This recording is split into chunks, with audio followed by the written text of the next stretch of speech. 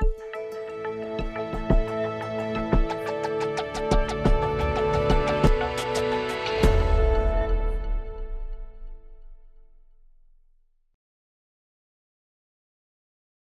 morning, everyone. It is my absolute pleasure to invite you all to Esri's campus today. On behalf of myself, Jack, and our many Esri colleagues, we're delighted to have you, and we're looking forward to a really exciting several days for this Geodesign Summit. My name is Ryan Perkl. I'm Esri's Geodesign Practice Lead in our Professional Services Division. This is the group of Esri colleagues that ultimately work with all of you to implement your geospatial visions in your real-world project work. So one of the things I'd like to encourage everyone to take advantage of while you're here at the summit this year is to find somebody with a red lanyard and use us, talk with us about what you aim to accomplish. That's what we're here for. One of the things that makes the Geodesign Summit incredibly unique is its intimate setting, the ability to be one-on-one with you all, and we really take pride in doing that, so please take advantage of that. A few things that I want to just share very, very briefly here in the beginning. We have learned a lot about this summit and this audience over the course of the last 10 years. This is the 10th anniversary Geodesign Summit. That's amazing, right? So one of the things that makes this year's summit particularly unique is that for the last 3 days, approximately 70 universities from across the globe have been convening here for an international geodesign collaboration. These are the educators training the next generation of geodesigners in our respective disciplines. They've been convening, tackling, and presenting real-world projects that they've been engaged in over the course of the last year. One of the unique aspects of this year's summit is that you'll see this work on exhibition in the cafe when we break for lunch. This will be up and available for you to take a look at, view these projects across the globe, and engage with some really exciting project work over there. So that's one of the first things that I want to differentiate amongst this year's summit, is this wonderful exhibition that we have in the cafe. Additionally, we've worked really hard to pull together a series of strategic demos so that you folks have the latest insights and the types of enabling technologies that will help you in your work. We've scoured the globe to find what I think is going to be one of the most exciting keynotes that we've had at the Geodesign Summit. It's something that resonates really closely to me: conservation planning and challenges with urban development in the state of Florida. So we'll have a wonderful keynote from Carlton Ward Jr. tomorrow morning. We have a full agenda of invited presenters that are some of the best in class. Some of these faces are familiar to you. You'll have seen them from previous summits. We're going to get updates on their work. But really most exciting about this summit is I think you're going to see more new faces than you ever have before as this geodesign community continues to expand. One of the things that was really important to us this year is we brought back the crowd favorite lightning talks. I'm particularly excited about this. And so we have world-class presenters that will ultimately be sharing their work in these tight lightning talk formats. We also have a series of expert panel discussions that will have some additional insights to get into those conversations. These are selected presenters that will be talking here at the bottom of the stage at the end of each day. And then one of the other points that's unique to this year's summit is we recognize that the conversations amongst us all are really central to advancing our work. So each day we'll conclude the summit with breakout discussion groups where you can ultimately go to a particular location, find the presenter that you were inspired by, and you can have a conversation with them. These things are intended to be organic discussions where we're building the community, talking about the projects in an unscripted sense. So that's one of the unique aspects of the summit this year as well, is the opportunity to do all of that. So, to close, I would like to say that I think that this summit is one of the most diverse summits yet. You're going to hear from presenters from virtually all of the geodesign-related disciplines, ranging from architecture to water resource planning. You'll hear from presenters from all across the country, and in this case, the globe, given the connection that we have with the International Geodesign Collaboration this year. This event is really the global penultimate for geodesign work, and it's incredible that we're able to have all of these experts in this room to share their experiences and their work. So to this end, I'm also happy to announce that we have more female presenters and experts in this summit than ever before. And related to this, yes. And to this end, I'm really happy to announce that 3 of the subjects that are profiled in a recent Esri Press book, Women and GIS, are here with us at the summit this year. They include Molly Burness. Is Molly, you here? Molly up there. Kristen Kurland. Kristen, are you with us in the back? Welcome, Kristen. And Brees Robertson. I saw Brees here earlier. Welcome, Brees.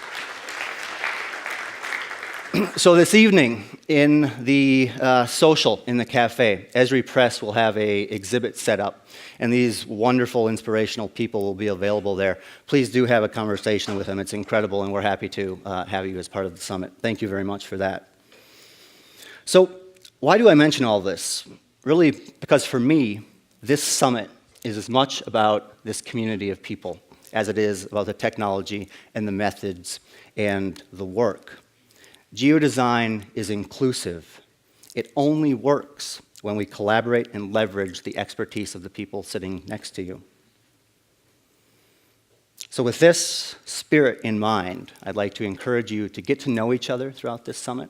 Let's have some exciting conversations. And with that, it's my absolute pleasure to introduce Jack Dangermond. Thank you.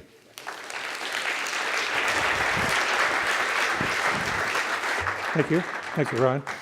I thought you were going to say, everybody stand up and meet one new person. So why don't you all do that right now? That's a way to get going. That's always your thing. Okay. I'm good, thanks. Perfect. Thank you. We'll get it back. Thank you very much. Yeah, excellent. That's exactly the spirit of what we want to have happen in the next couple of days, right? I mean, teaching each other, sharing, learning. And I'll just join Ryan in saying what a special audience you are. I mean, looking through the profiles, you are pushing the envelope on a lot of frontiers, including geodesign. And so I think you'll get a sense out of just how special you are, not just from the presenters, but also from just meeting each other and connecting. This idea of geodesign is becoming a kind of movement. It's subtle, it's in the background. It's not a story with a beginning and an end. It's a kind of narration that's evolving over the years. And while this audience is relatively small compared to the enormous work that must be done, in fact, it's one of the key nodes in a network of diffusion of these ideas.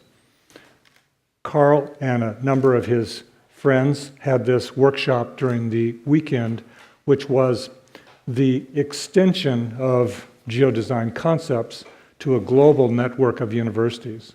How many was it? 90 universities participated in a charrette over the last few months to come up with consistent geodesign examples at lots of different scales, showing each other. And the teach-in that happened here this weekend was a good way to see progress around the world in academic settings.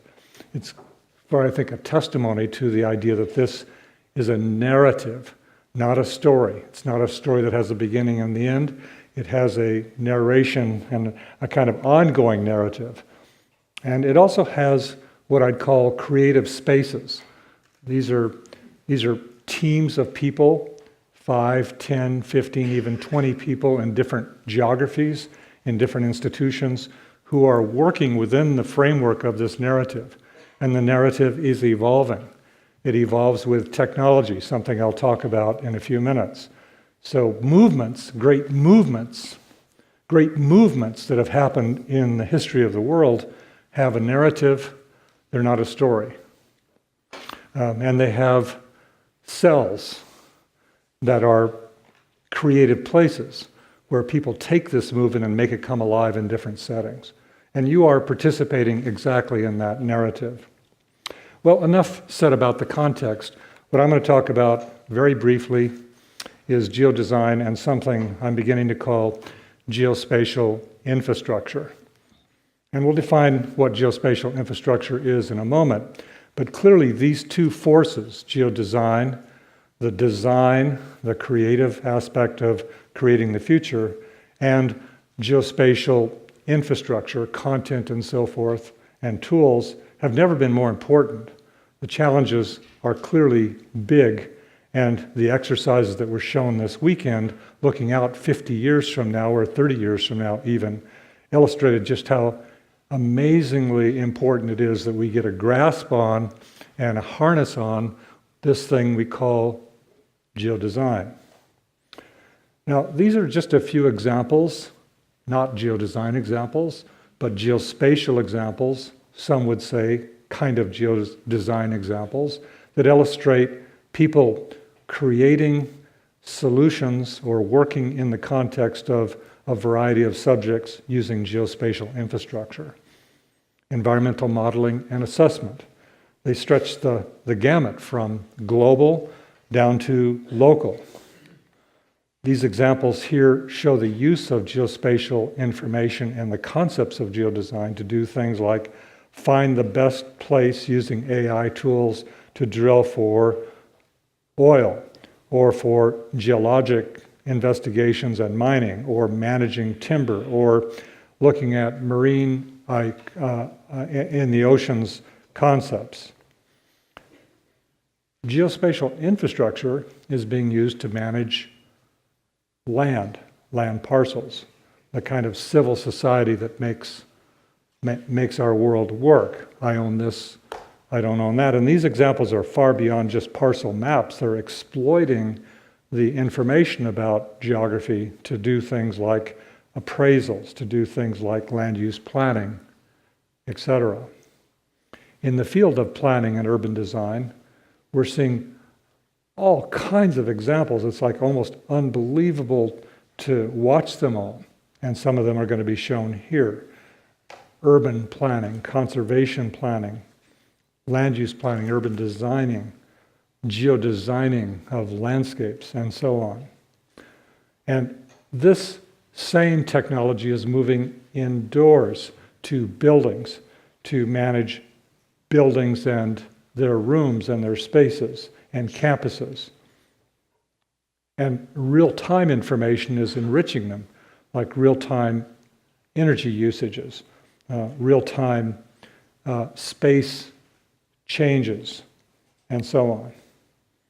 In transportation planning and management, our colleagues in airport management and roadway management, and even look at this interesting map in the on the lower right, showing as the ice melts in the maritime north, it's opening up for shipping, the so-called Northwest Passage. And look at in the center, in the bottom there, bicycle sharing, suitability in Manhattan, picking the right places, managing the right places, etc. In utility spaces, utilities are now digital assets that allow us to not only manage those assets, but also do things like augmented reality, see underground, and the like. And in business is suddenly coming alive in insurance and targeting and site selection.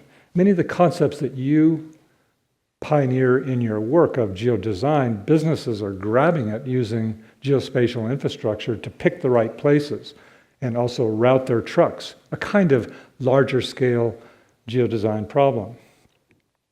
And in public health, similarly, public health officials helped shut down Ebola in West Africa using geodesign and geographic concepts, tracking diseases, looking at monitoring social economic situations, for example, in Yemen today, for health crises that are occurring. All of these things have, in a way, their roots in design.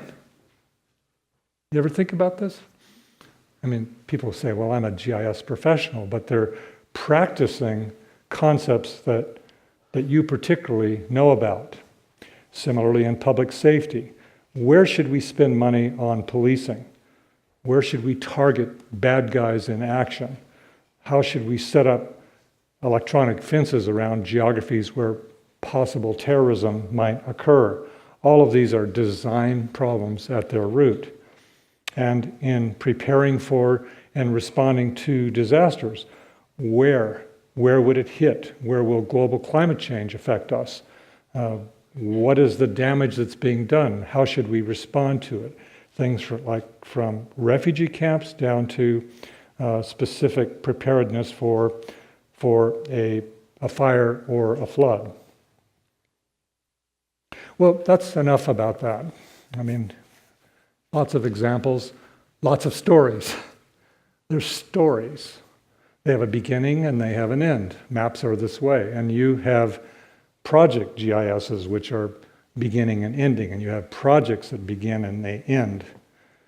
The result of these projects, the result of these systems, is starting to become open and shared. This is the root of what I want to talk about. People are opening up their data on websites and sharing the content as both raw data, but also as services, almost like dial tones. And these are simply a few examples. In the lower right is the UN SDG hub. This is little systems in every country that are reporting the SDG indicators, which go into a system of systems to cover the entire globe. And the big idea there is to use this geospatial information to give us sort of guideposts of what we should do in things like health and environment and things like just about every fundamental issue, the SDG issues, the 17 big categories that you can think of. So this is going on. What does it mean? What does it mean that we are suddenly, with new technology, opening up and making massive amounts of geographic data available? Well, the big vision that I want to talk about is this idea that this sharing on the web is creating a geospatial infrastructure, and that rather than people who are doing design and planning having to collect their own data every time, we have access to that infrastructure not only to empower or direct our design work, but also to contribute to the infrastructure so that others can see what we are proposing and elicit a kind of open, sharing, participatory environment. So today we live in this weird space, and I think this has come out of just about every conversation, every meeting that I've been in lately. People are talking about the world as complex and interconnected. Have you heard those words a lot lately? And our field, the field of geography, the science of geography, provides us a framework for understanding the human dimension of our world and also the natural dimension. We organize it into themes and processes, and they're all interconnected, and they're all changing. Now, most people would say that we've been changing, the world has been changing rather from the beginning of time, I suppose, evolving, and geography provides us the frame to understand that. But today, the pace of change is accelerating. Have you been hearing about that everywhere? It's not that you don't know this stuff. It's just in this presentation, I want to make it very clear. This is accelerating at an exponential growth. And in some ways, it's threatening our natural world. Some would say even threatening our future as human beings. The evidence, as outlined on the right, is very clear. In climate change, all the sensationalizing news headlines, and then some that are not so sensationalized, are here. And geography provides us, listen, geography provides us the frame for seeing. I like the word seeing and understanding. So in this space, we are seeing that humans are in a place we've never been before, actually. Yeah, change has been going on a long time, but now we're beginning to see the evidence that we may not make it, or some would suggest that. So at this particular moment in time, why this bloody meeting is so damned important is that we need to get a grasp of this and not only understand it, but start forming collaborative action teams that actually respond to it. You with me on this? I mean, it's pretty, I hate to start the meeting off with this doom and gloom thing. My wife really kills me every time I talk about it, but I mean, I see it.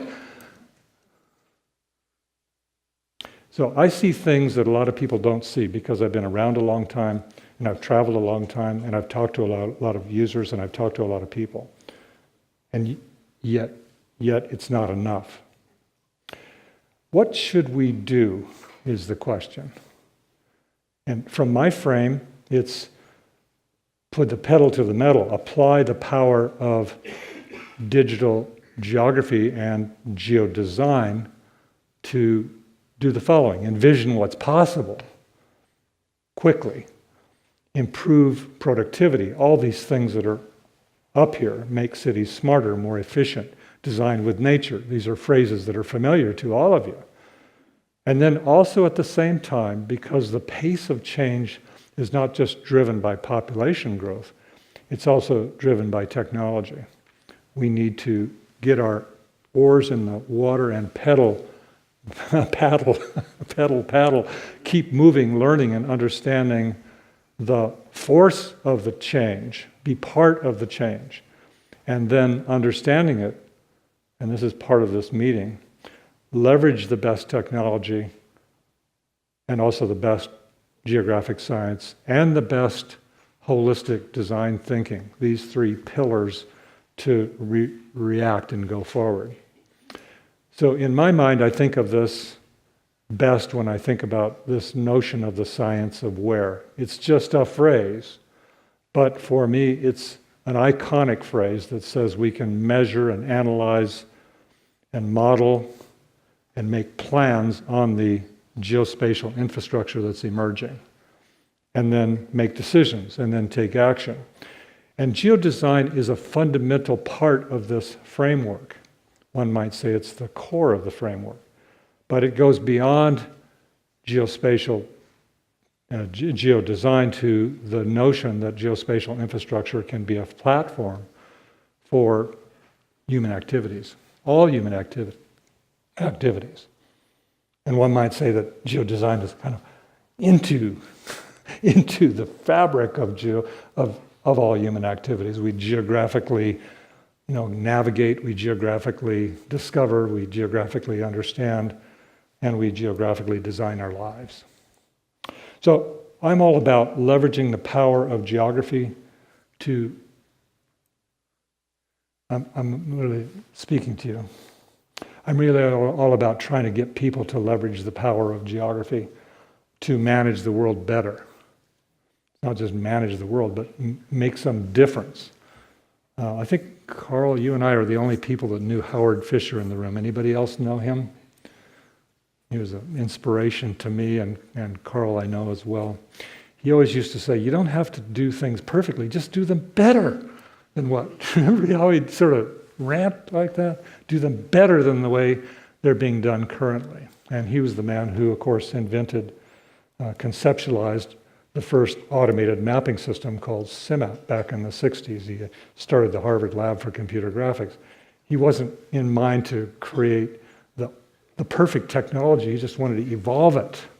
Kind of like he started a narration, the narrative, which we're all enveloped in today. Okay, so what is this geospatial infrastructure? I like to think of it as GIS at scale. It certainly includes content, foundational content, and services, in other words, content that's ready to use, and then tools for mapping and analytics, and then the integration power of geography that brings this information together. And if you thought about geospatial infrastructure as a platform, it's a platform for sharing and collaboration. It's also a platform for holistic thinking, solving problems. And all of those definitions, in a way, support this vision of geodesign. integrating geographic science into the design and planning cycle. Now this platform, this whole world is evolving quickly, along with lots of new data sources, lots of new technologies in computing. I mean, what will 5G mean? I worry a lot about that. What is it going to do? It changes the whole architecture of what we're doing. It means we have frictionless access to data. It's like all data in the whole world is on my machine because I can download and integrate it dynamically.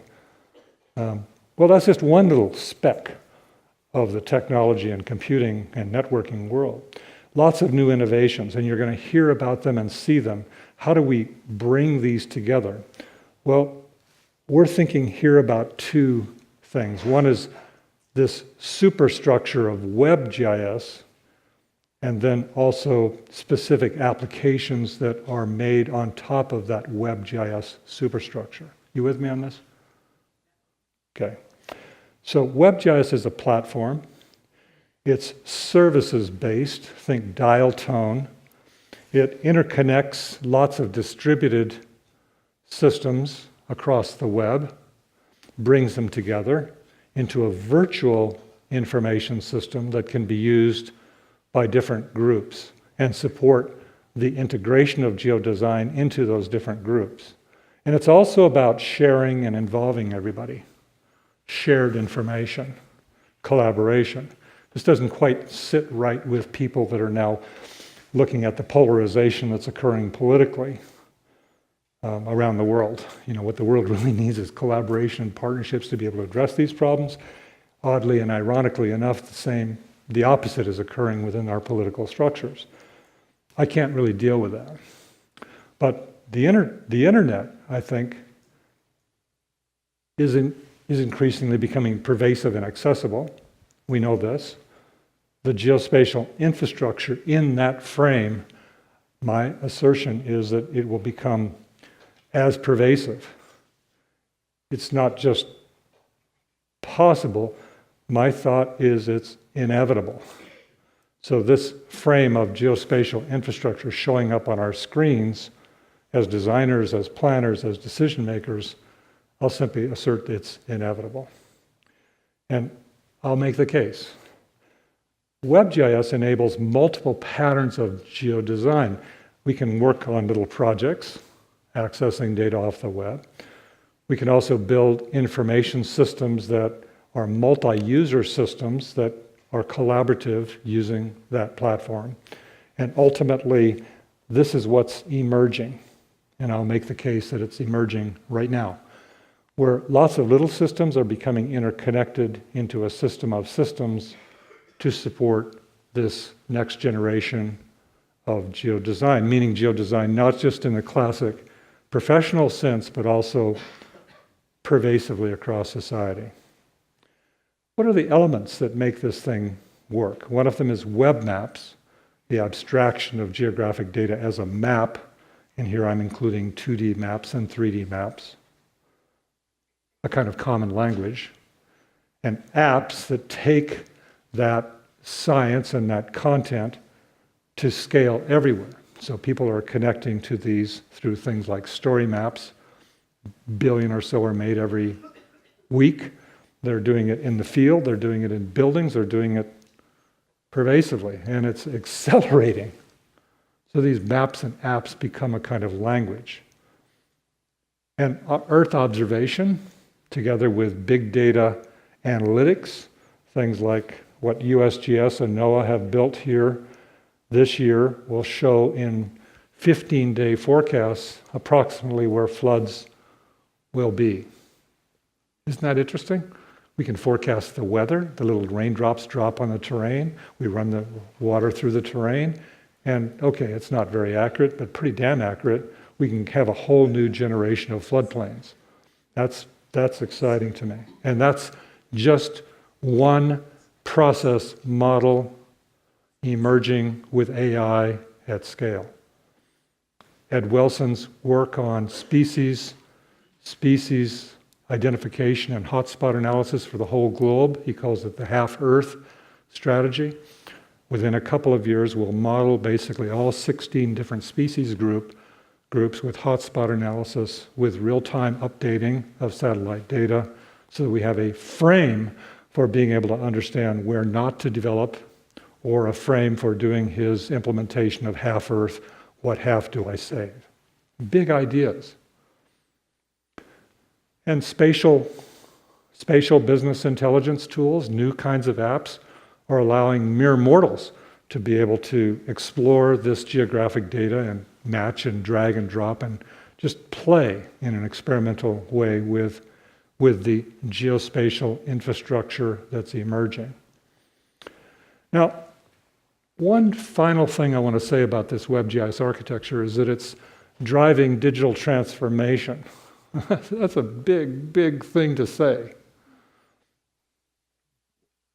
I mean, we hear a lot about digital transformation every time you turn around.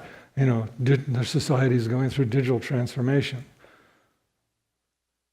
Let me just assert that location, the power of location, the power of geography as an integration tool, connecting to distributed workflows and distributed data sets, are creating a new thing. This isn't something that's abstract. This isn't Jack's half-assed vision on a PowerPoint. This is actually coming together.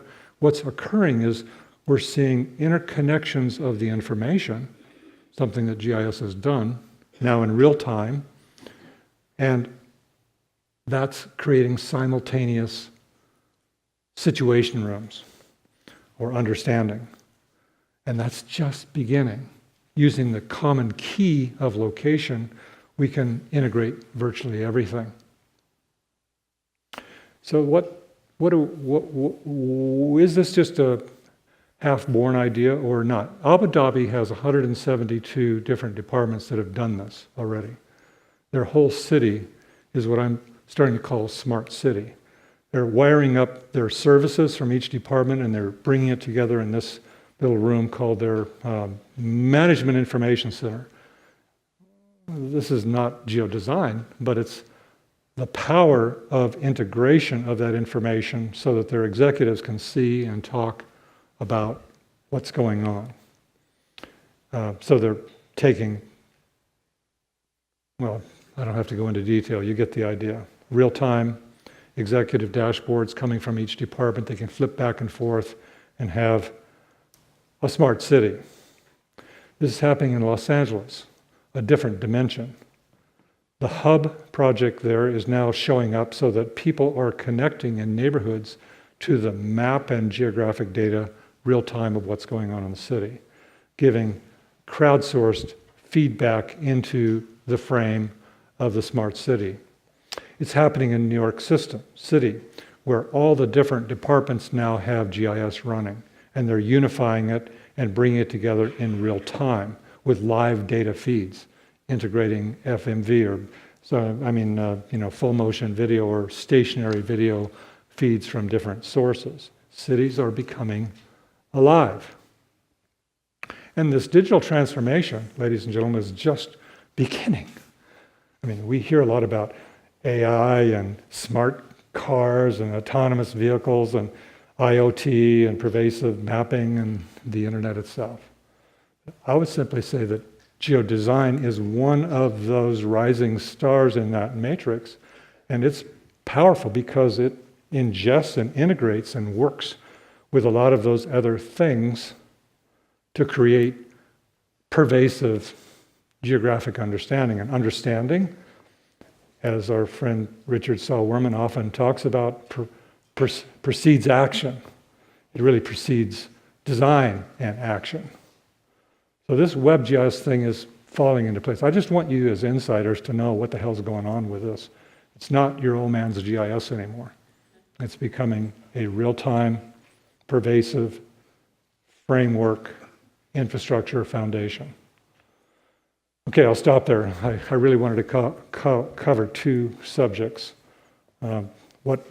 What's happening at scale with users right now, and then this vision of what's going to happen. Now I have a third section, but we can do this in a voting way. I can either tell you what Esri is working on in technology, or we can just stop it there and have open questions. Which would you rather have? How many of you would like to see the technology? Raise your hands. Okay. How many would you like to just have open discussions? Raise your hands. God, it's my personality. They don't like me. They want the tech.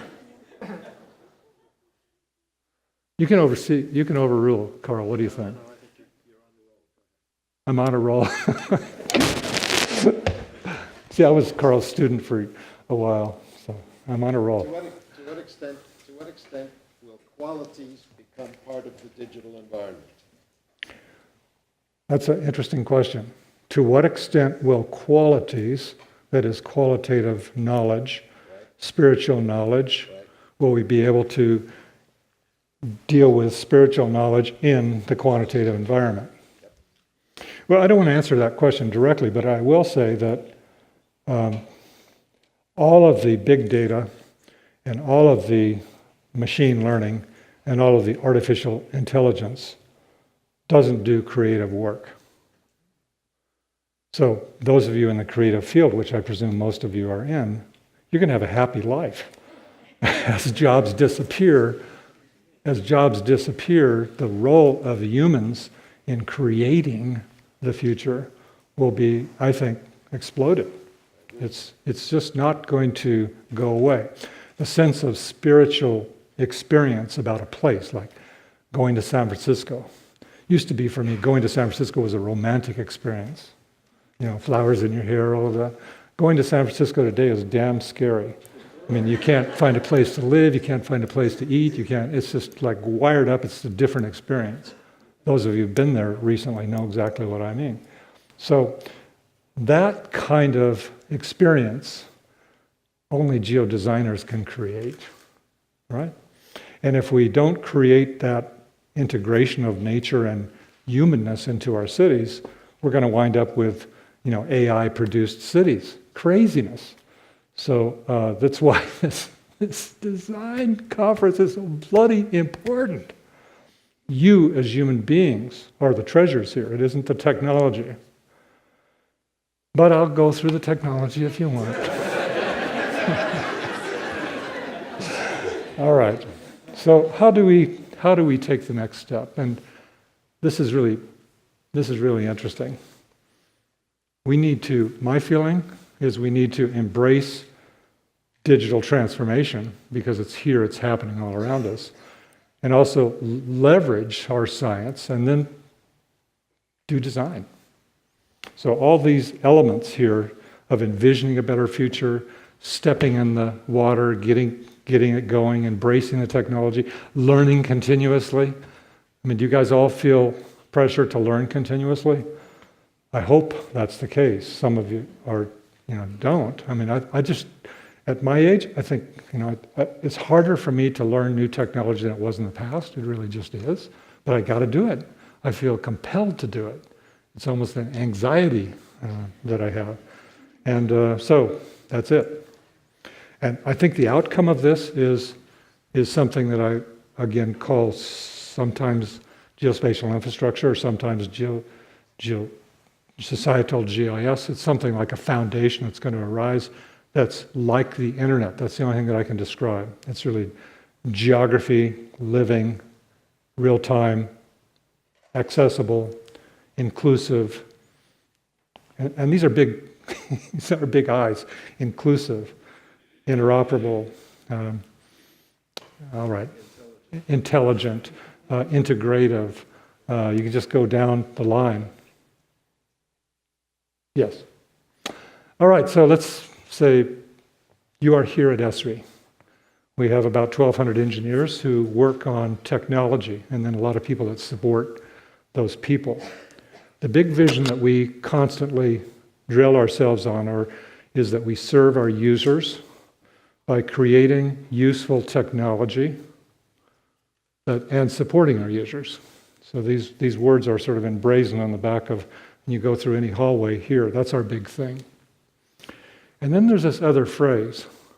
We used to say at the same time we'd do something interesting, or we'd try to do some good in education or conservation. now we've changed the phrasing. We say, and in the process of building great technology, we address the greater challenges that are facing all of us, those things that were on that globe. I know it's just words, but words matter. Stories matter. And I'm sharing this because I think you're doing your work like you're doing design. You're building something.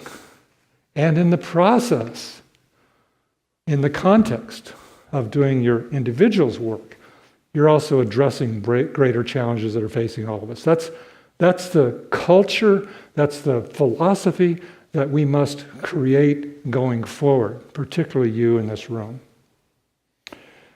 Okay, then there's the sort of pedantic stuff of what is it that we build in the way of technology. In other words, as we build technology, it has to integrate in these principles. We have to be thinking about how it's collaborative and interoperable and integrative and all these other things. All right, so we build ArcGIS, and we built something recently called Geo-enabled systems. I'll talk more about that in a minute. And we create, hinged off of ArcGIS, mapping and location systems. And hinged off of that same platform, new tools for developers. This is one of our biggest thrusts this year, is opening up the hood of ArcGIS so that developers, startups can get engaged and take this geospatial infrastructure and make it come alive in virtually everything that is done. And then we work a lot on content. These are the 4 big anchors. So the ArcGIS, first I'll start with this, is a system that organizes and manages all aspects of geographic knowledge. You might think of it as geospatial infrastructure. It's data, the information products that are created from the data, the apps, the models, and the people in groups and organizations. That's the big goal. It organizes that so I can search it and discover it and use it, and we'll see this applied in a few minutes. It must abstract and integrate all types of data. And in a distributed environment, this is tricky.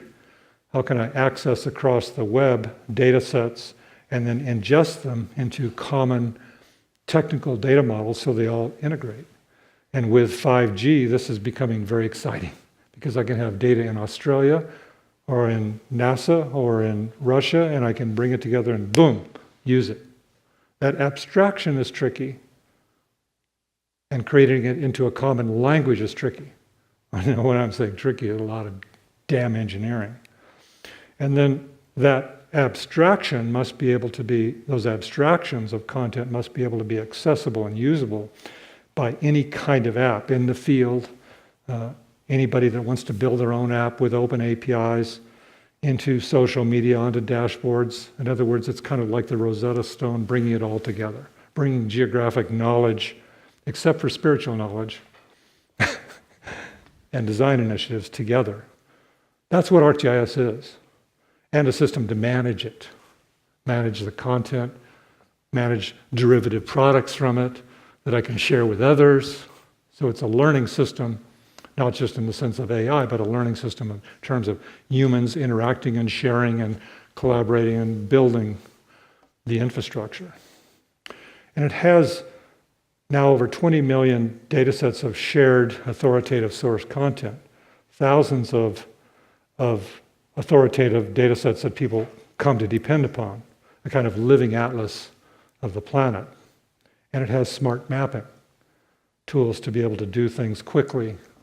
And all the engineering details of this, you don't really care in this talk. I'll simply say this is really powerful, turning cartographic logic into the ability to create easily understood maps rapidly without having a specialized cartographer.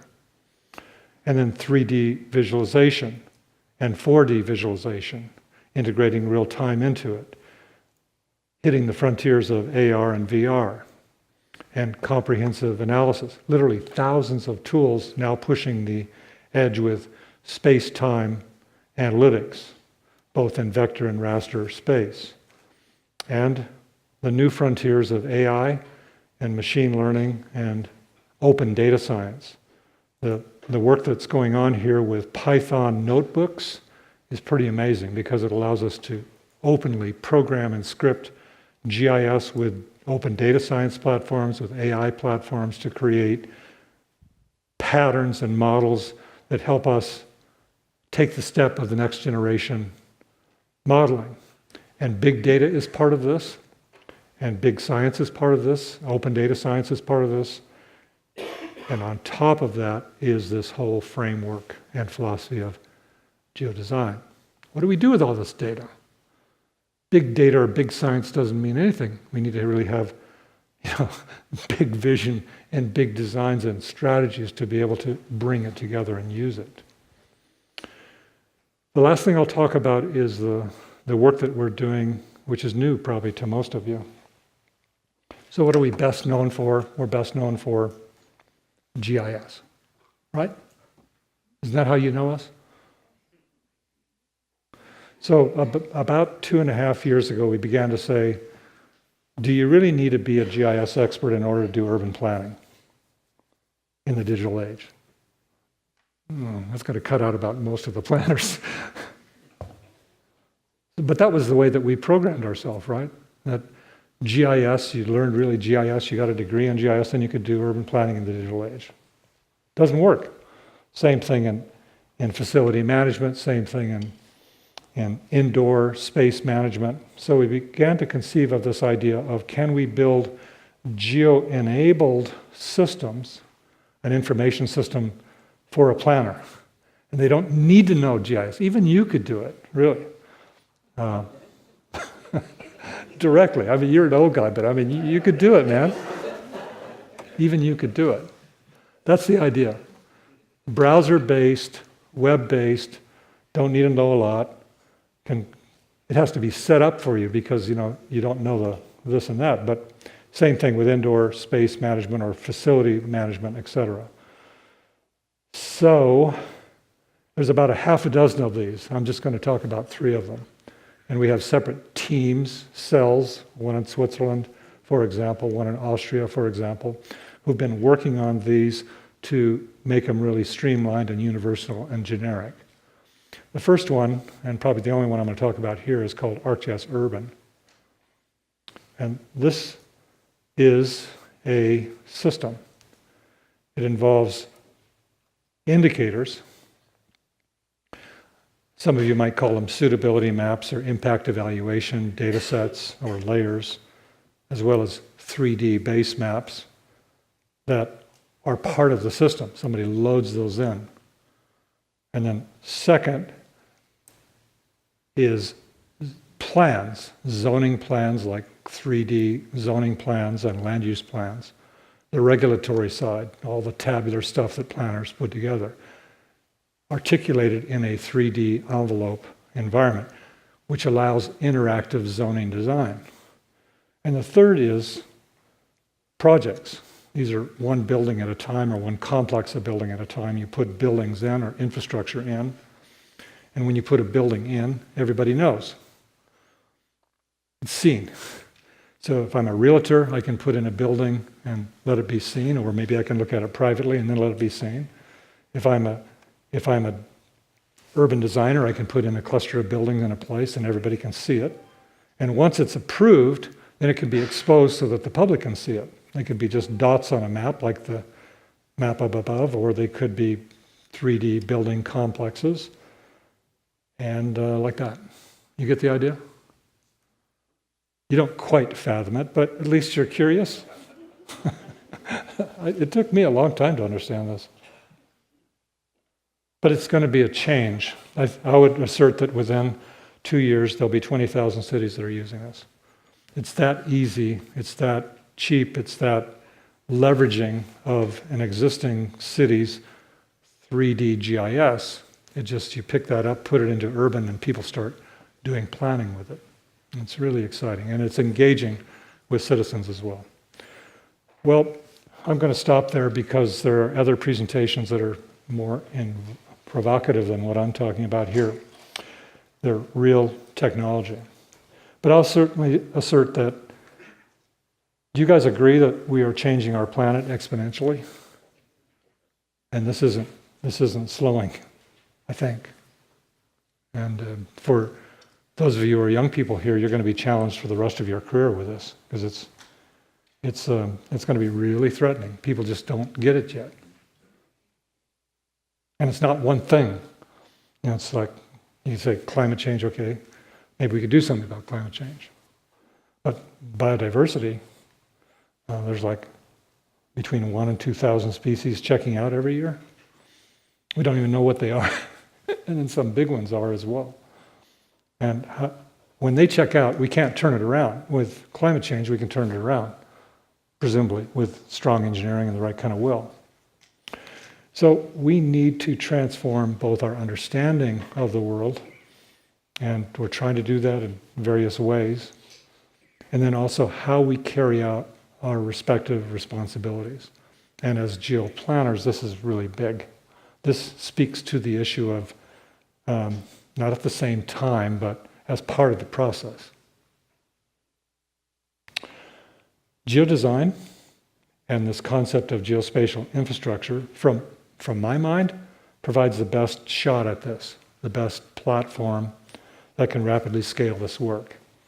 This infrastructure is scaling like very fast. I mean, I see things that you guys don't happening in institutions, and there's barriers from time to time, institutional barriers that stop it this way or that way, sharing, collaborating, but that's going to blow away, particularly in the onslaught of the big problems that we have to address. So our collective success applying geodesign, I think, will help create and inspire what's next. And my hope, my belief, and my positive side of my life is that that's a much better future than we are looking at right now.